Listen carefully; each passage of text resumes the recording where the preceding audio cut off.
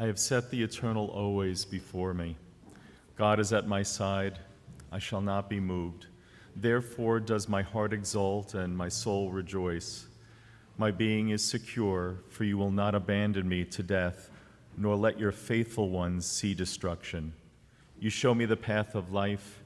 Your presence brings fullness of joy. Enduring happiness is your gift. From Psalm 16. Shiviti Adonai lenegdi tamid, ki mimini balemot.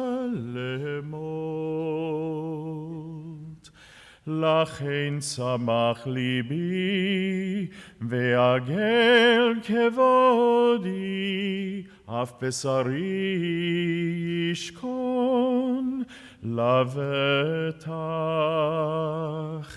ki lo tazov nafshi lishol, lo titein chasidcha lirot shachat, todieni orach chayim, orach Chaim. Sova semachot et panecha,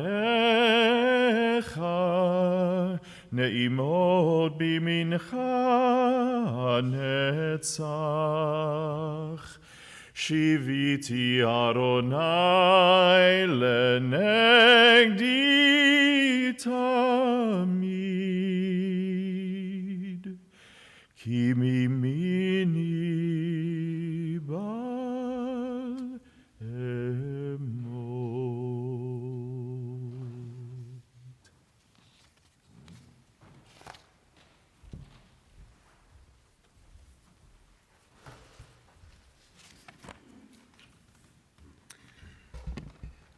Mourning is the price we pay for having the courage to love others. Even in grief, we know that the wonder of human life is too complex and too magnificent to be memorialized in endless pain. The gifts of spirit our loved ones gave us cannot be measured or weighed, nor can they be lost or even tarnished by time. Even in our darkest hours, we know that some of their light and their warmth will always be with us, bringing comfort and courage, and in the fullness of time, healing and peace. We're here together this morning to remember Gloria Cohn and to join our hearts together to give comfort and strength to her family. Mourning is a time filled with many emotions and memories, both bitter and sweet. We began our service with a psalm beautifully sung by Cantor Stanton, thus linking Gloria's life with the millennia-old tradition of the people Israel and the eternity of God. And now, it's my honor to invite Rabbi Bennett Miller, our Rabbi Emeritus, to share some words in Gloria's memory.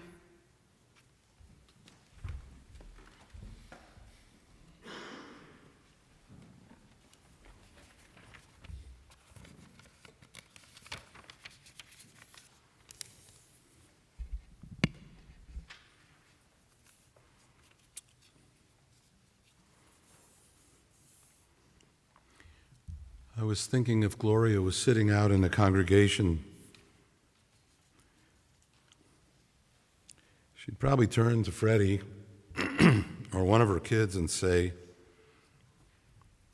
"Wow, a 3-rabbi and a Cantor funeral. Must be somebody very special in the congregation."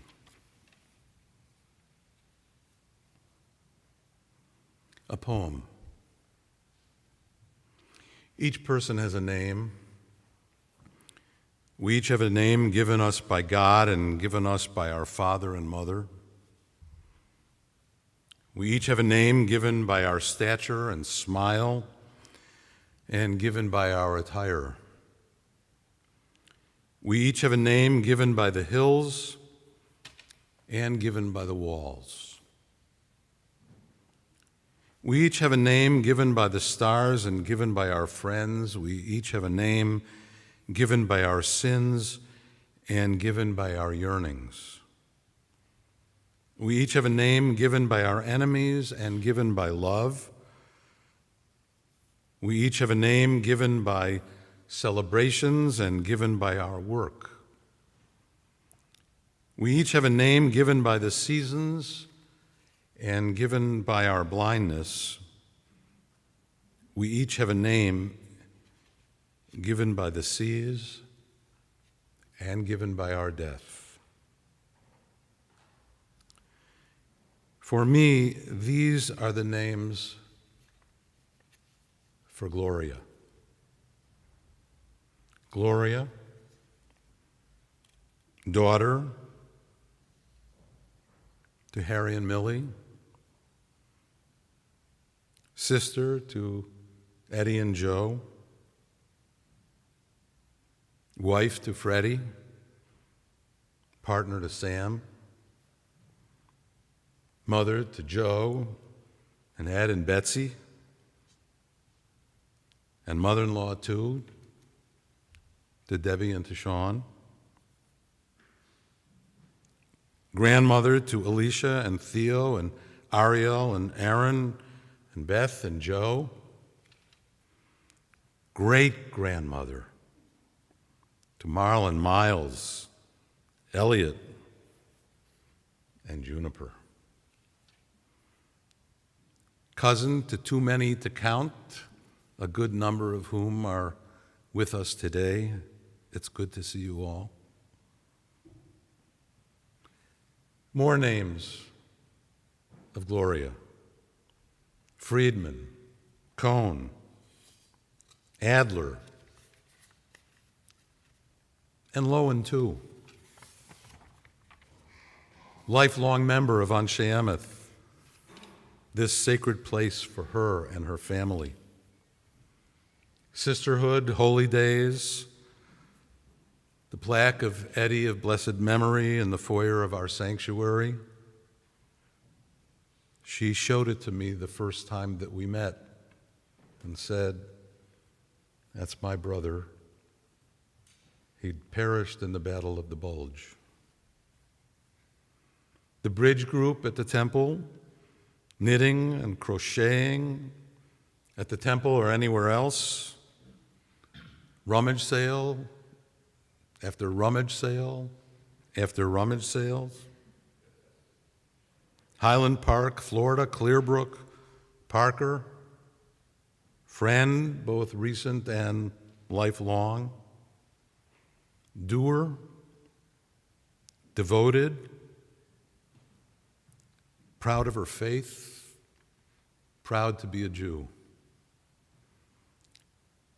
Yes, Gloria had a name, not one, but many, more than I or you can know. But the most important name that Gloria was given was this name: blessing. Every day, Gloria felt privileged to be part of our life, and each and every day we were privileged to be part of hers. May her name now and always continue to be a blessing. Tehei Shema Baruch. We will remember her forever.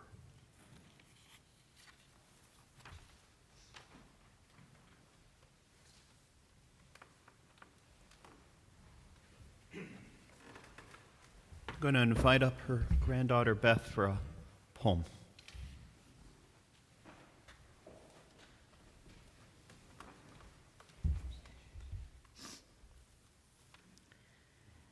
When great trees fall, rocks on distant hills shudder, lions hunker down in tall grasses, and even elephants lumber after safety.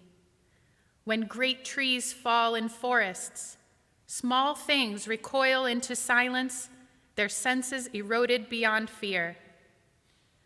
When great souls die, the air around us becomes light, rare, sterile. We breathe, briefly. Our eyes, briefly, see with a hurtful clarity. Our memory suddenly sharpened, examines, gnaws on kind words unsaid, promised walks never taken. Great souls die, and our reality, bound to them, takes leave of us. Our souls, dependent upon their nurture, now shrink, wizened. Our minds, formed and informed by their radiance, fall away. We are not so much maddened as reduced to the unutterable ignorance of dark, cold caves. And when great souls die, after a period, peace blooms, slowly and always irregularly. Spaces fill with a kind of soothing electric vibration. Our senses, restored, never to be the same, whisper to us, they existed. They existed. We can be and be better, for they existed.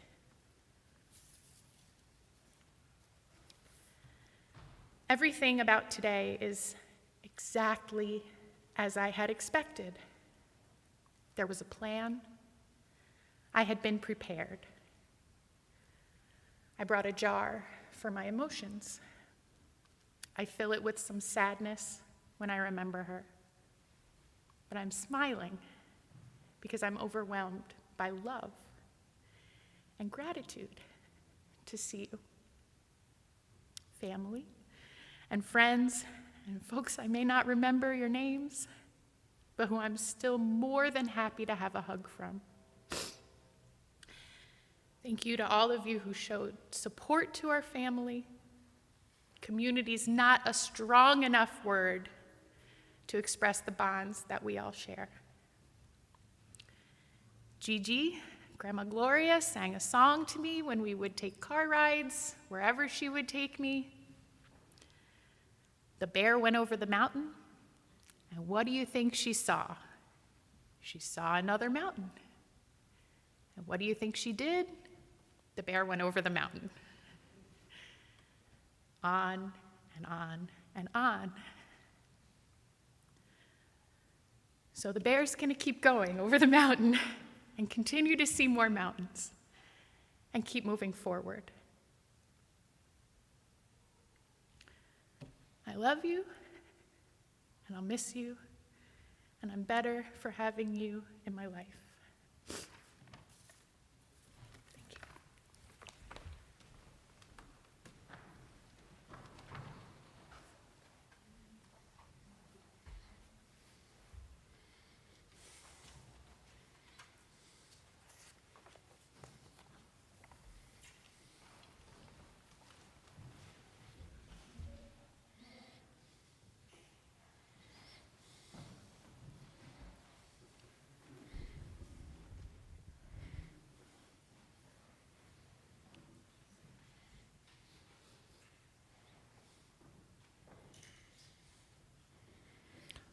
Yesterday, when I was meeting with the family, of the many things we discussed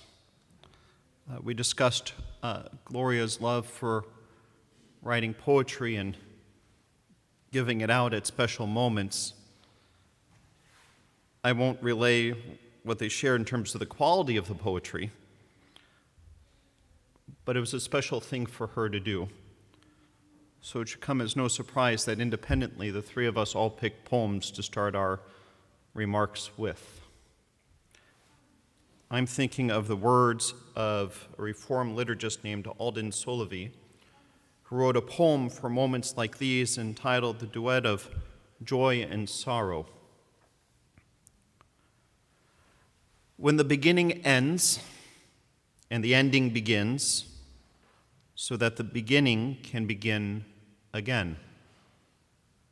In the moment that flame jumps from match to candle, extinguishing the match to bring light, until that light is gone. From the first cry of birth to the last sigh of death, this precious life sings a duet of joy and sorrow, the song of living, sung to music from beyond, sung to the rhythm of the heavens and the beat of your heart. Let this day be for song. Let this day be for joy and laughter. Let this day be for blessing. And let us bind our days with holiness and love. Yes, we are gathered here for a sad occasion. We have lost our beloved Gloria. Her wit, her wisdom, her presence is no longer with us. And yet we need to remember that both birth and death are but two bookends of life. What really matters, what truly is the testament of a life well lived, is what we do with between those bookends. And what Gloria did, that was nothing short of tremendous. The people she met, the lives she touched, the family she fostered and created within her 97 years among us, it's nothing short of triumphant. So yes, we gather here in sadness, but let us also not forget the joy she brought us, the wisdom she imparted, and the radiance she filled our lives with. She was a blessing to her community, and we should honor and celebrate her life with joy, despite the sadness of this hour. Joe and Debbie, Ed, Betsy and Sean, Alicia and Theo, Ariel and Aaron, Beth and Joe, Marlon, Miles, Elliot, and little Juniper. Your mother, mother-in-law, grandmother, great-grandmother was a pillar in your lives. She was your matriarch, and she was the matriarch to so many different people as well. For example, she loved being a mother hen. She was the mother hen of Douglas College. She was the first administrator of Douglas College's Women's Studies Department at a critical time during the rise of feminism. And if you asked her, she ran the place. Didn't matter that the department had a director. She ran it. And not anyone here would disagree with her on it. She would look after the students and the professors and help keep everyone in line. I particularly love the story that happened in the early days of the women's movement.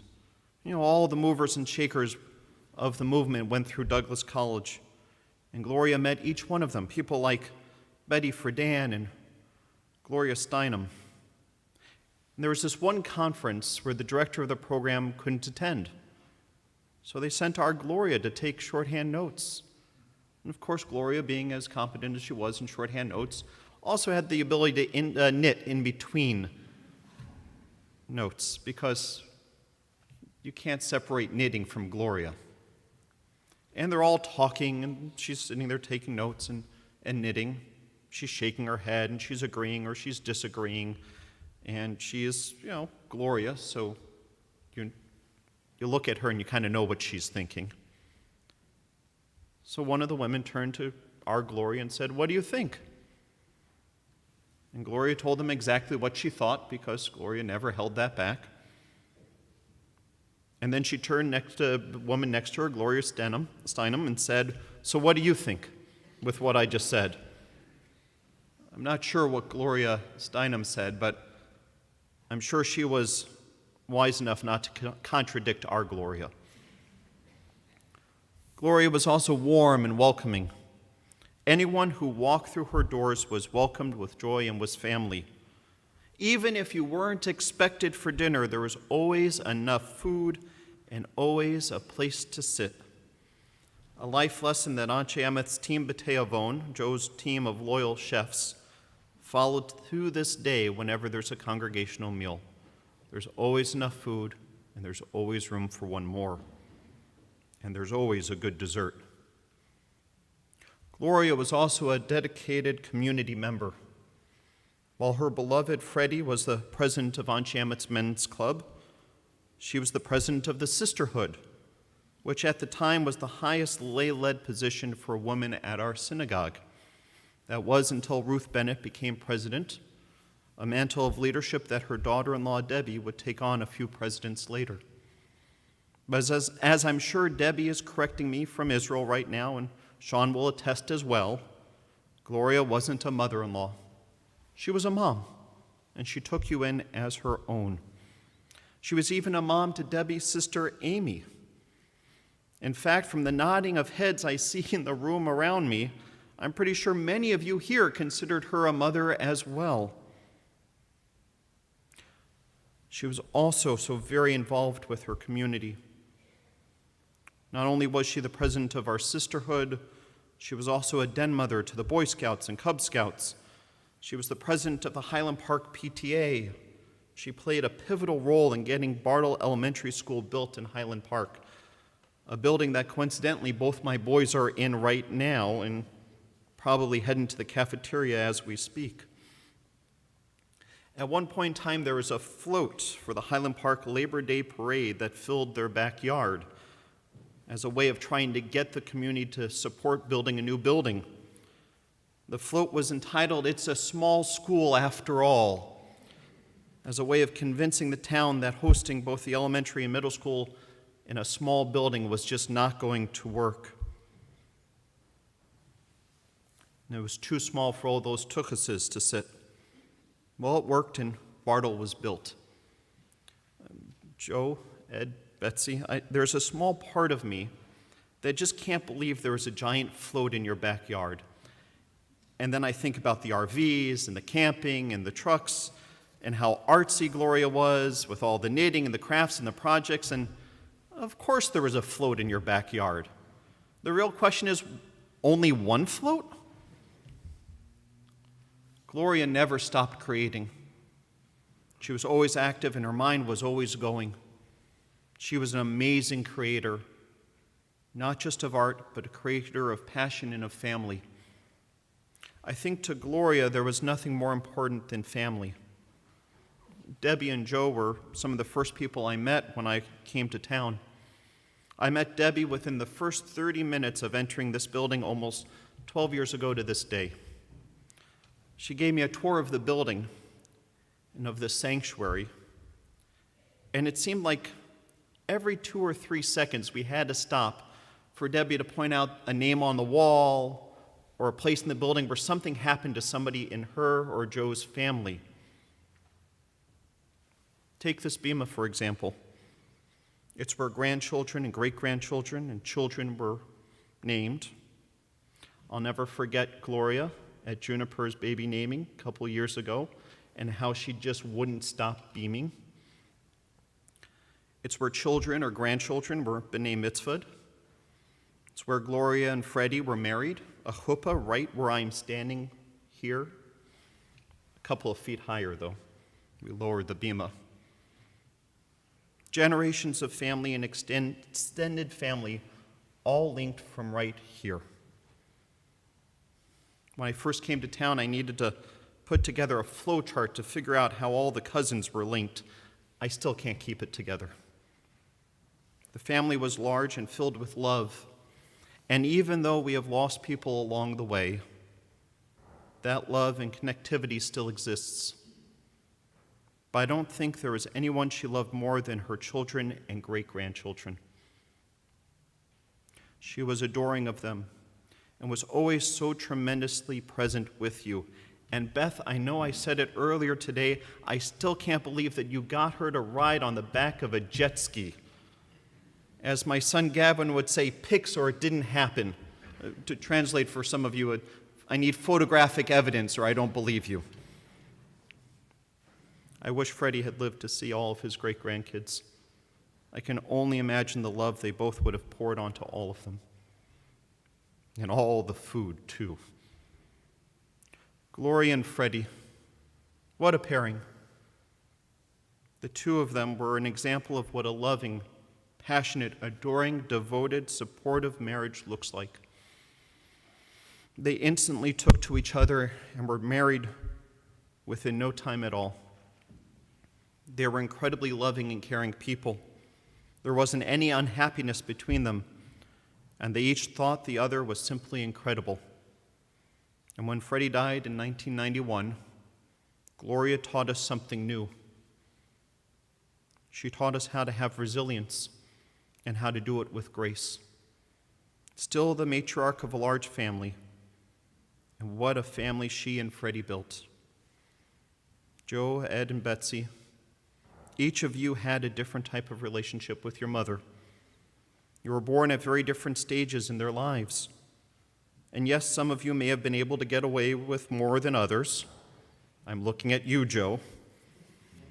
How you were able to convince her to ignore the smoke coming from your room or the holes you made with homemade explosives was nothing to worry about. I have no idea. Or those secret tunnels in the attics or your obsession with auto harps. We won't go on any further than that. But she was dedicated to each of you in a different way. Whether it was like Joe and making sure he could be adventurous but also safe as far as she knew, or with getting Ed whatever you needed, like the Steinway piano at auction, or sending your Vespa across the country, or to you, Betsy, coming to each and every one of your productions. Even though you were never on the stage, you were always behind the scenes, but she came to every single one. She was tremendously proud of her children, and you were dedicated to her. In particular, Betsy, you took care of her until the very end as you thought the daughter ought to. You each had your unique relationship with Gloria, as did her children-in-law, Sean and Debbie. She brought you into her as her own. Any mother-in-law joke made about Gloria would simply be a lie. She never pontificated, but you knew where you stood with her at all moments. But I think that was true of everybody. Everybody knew where they stood with Gloria. And as I was telling Joe yesterday, at the beginning of each congregational meal, before we send people to get food, I say those with mobility concerns and hungry children get to go first. Why do I say that? Well, we were at a summertime barbecue when Rabbi Miller was in Israel, and we just dismissed people table by table. Table 1 goes, table 2 goes, table 3 goes. And a lovingly kind Gloria came up to me. But she had that look in the eyes that I didn't learn yet that communicated, I'm about to tell you something and you need to listen. She was very kind and endlessly patient voice that said that what we were doing made it harder for those with walkers. And that if we let those who need assistance go first, it would be better for everyone. Then she added, don't forget about those hungry children. They just can't wait much longer. She said it in an enormously kind way, but also in a way I knew I'd be in trouble if I didn't change the way we served meals. Joe, I know it was a dream of your father's to cook for the whole temple. So the way I see it, between the directions we give out at the beginning of meals and your team B'tei Avon, there's a little bit of Fred and Gloria in every meal we serve. Rabbi Ben Zion Boxer of Forest Hills wrote many years ago about what it meant to have a triumphant life. He said to be healthy, wealthy, and wise is a wish frequently cherished by people. But did you ever consider that many who are blessed with these advantages often fail in making the most of their lives? In many instances, moreover, their failures are the direct consequences of their blessings. Nothing is more dangerous to successful living than complacency, and people blessed with special advantages often become overconfident. They do not see the need for striving because life's goals appear to them already won. But happiness does not lie in cherished goals already won.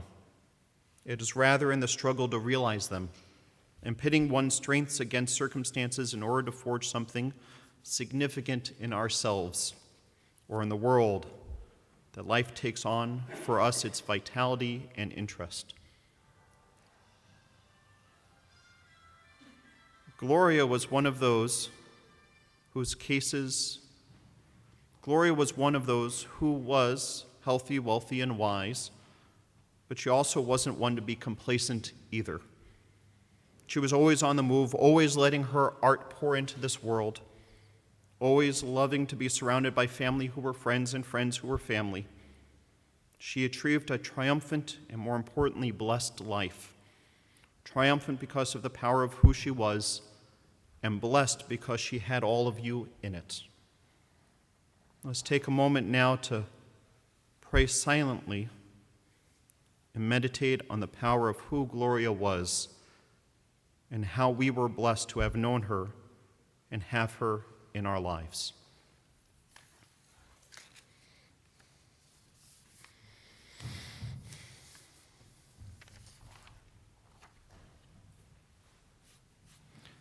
May the words of our mouths and the meditations of our hearts be acceptable to you, Adonai, our rock and our Redeemer.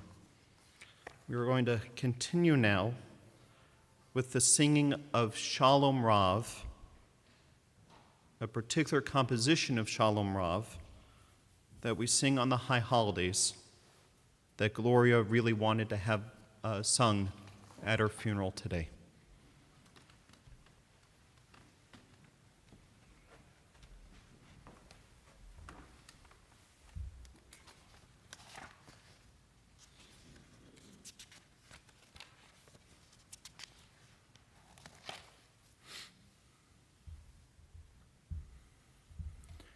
Shalom Rav al Yisrael Amcha Tasim Leolam. Shalom Rav al Yisrael Amcha Tasim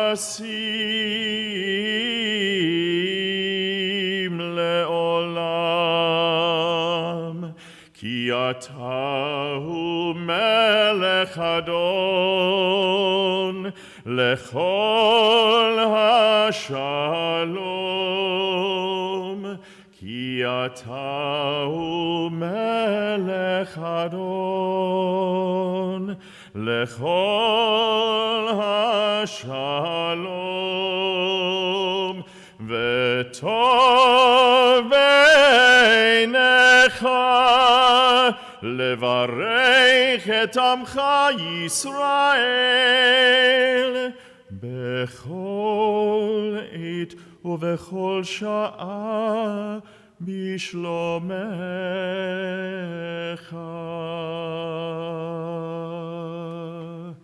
Baruch atah Adonai, oseh hashalom.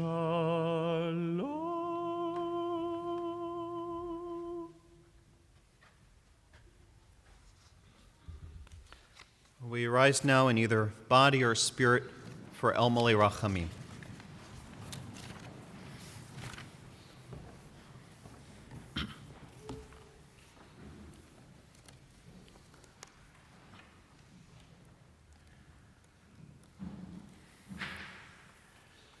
El Malei Rachamim, shochen במרומים,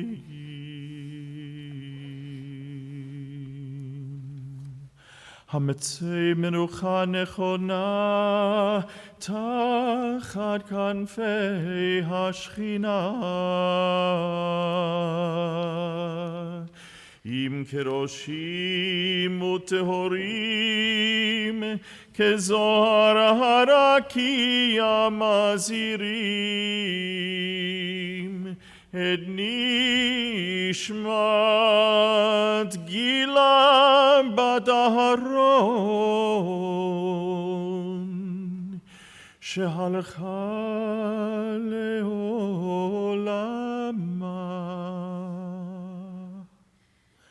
בעל הרחמים יסתיריה וסתר כנפיו לעולמים.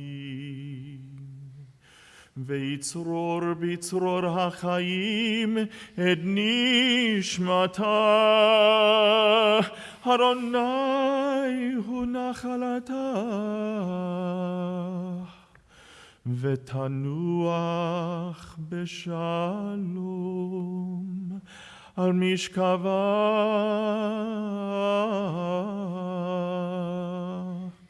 ונאמר Amen.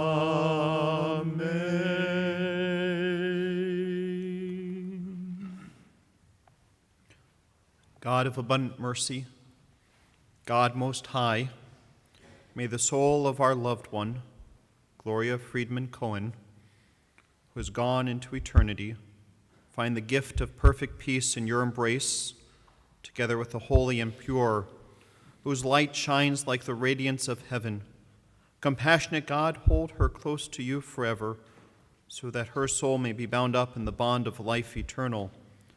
May she find a home with you, and may she rest in peace, as together we say, Amen. Please be seated.